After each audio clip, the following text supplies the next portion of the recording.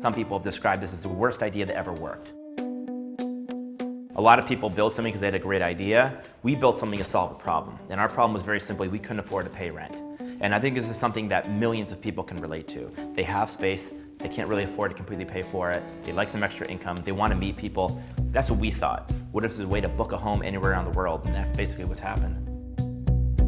One of the most common things people say when they hear about the idea of Airbnb now, and they see people all over the world doing it, is, why didn't I think of that? It's such a simple idea. Why didn't I think of that?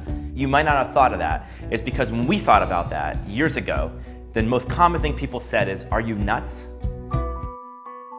When I came to the Valley, I did not know much about Silicon Valley. In fact, somebody told me there are these people called angels, and I know they meant angel investors. I think a key thing to learning is having mentors, and a key thing to having mentors is being shameless. In other words, shameless people learn really quickly and are successful. Most people are just afraid to ask people for help. And so Joe, Nate, and I were shameless about asking people for feedback, whether it was just our investors or meeting famous entrepreneurs like Mark Zuckerberg or Jeff Bezos, who ended up becoming an investor, or Warren Buffett. You know, you seek out people, and most people are really nice and they'll help you if they can. One of the first mentors we met was Michael Seibel. Michael Seibel was the founder of a startup that became Twitch, which sold to Amazon. But he'd meet with us every Friday, and he had this successful startup. So I said, what can I do in return for you? He said, what I want you to do is when there's another startup, I want you to do what I've done for you, which is to help them, just out of kindness and generosity. And I think that spirit, if I'm gonna help you and I'm gonna pay it forward if you're successful, is a really, really important idea.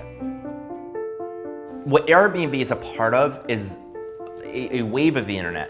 It was like Amazon was books on the internet, you know, eBay was like your collectibles, your garage on the internet. There's another wave, the internet going into the real world. And so I think this is the beginning. So many people in 60 seconds can become entrepreneurs, they can start a business, they can build a reputation, and Airbnb I think is just the beginning. Now you see so many companies in what people call the sharing economy. It's just like the first chapter of it.